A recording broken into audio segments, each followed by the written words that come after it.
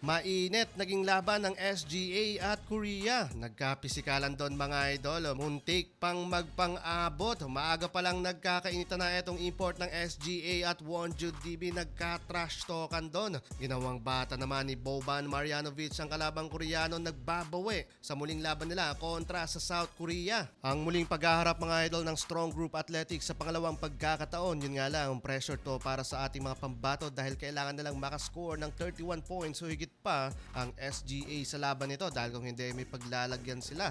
Well, eto nga, opening ng frame, slow start for both teams, 3-2 in favor so far sa South Korea. May adjustment dito ang SGA, no Boban o Marjanovic sa starting lineup kontra sa mabilis na playing style ng Wonju DB. Under 7 minutes, Mark Miller showing some hustle, isolation play and a highly contested layup. Sa transition naman na Remy Martin, eto maagang uminit mga idol sa perimeter shot, 4 straight points doon ang kinamada ng future player ng Gilas Pilipinas to tie the game sa 11 points. Halfway ng quarter, pinasok na for the first time sa laban nito si Boban. Immediately attacking from the baseline and a one-handed floater. Lamang dito ang SGA. So far, nakapagtala agad sa first 5 minutes ang veteran big man ng 8 points. Nagbabawi dito si Boban o Marjanovic sa pangalawang paghaharap nila kontra sa South Korea. Bago magtapos ang first quarter, lamang ng 9 points ang SGA, 17-26. So eto naman sa second quarter, maaga pa lang mga idol, nagkakainita na etong si Aji at import ng Wonju DB. Nagkaka-trash talk na mga idol, double digit lead para sa Strong Group Athletics.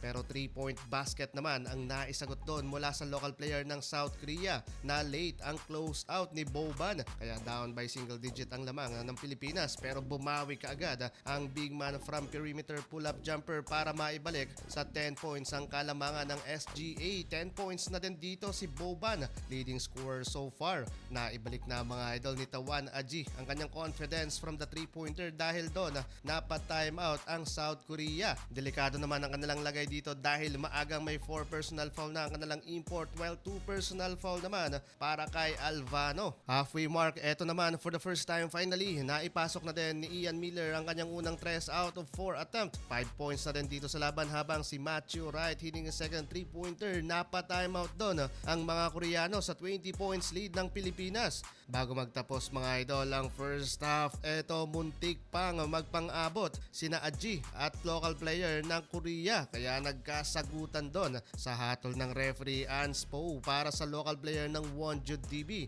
Down by 16 points lamang ng Pilipinas, 35-51 sa pagtatapos ng first half. Aggressive start para sa Strong Group Athletics dito sa second half, 7-0 run kaya agad lumobo ulit sa 24 points ang kanilang kalamangan habang patuloy pa rin pinapahirapan ng SGA ang Korea. So far, perfect 2 of 2 3-pointer naman dito si DJ Fener. Tuluyan ng graduate ang import ng Korea na si Rayshon Hammonds. 5 personal foul na may 9 points lang doon. Down the stretch, kitang-kita sa mukha na itong import ng Wonju DB ang pagkakadismaya sa nangyayari. Pero inuunti-unti tayo mga idol ng local player ng Korea nagpapaulan sa basket.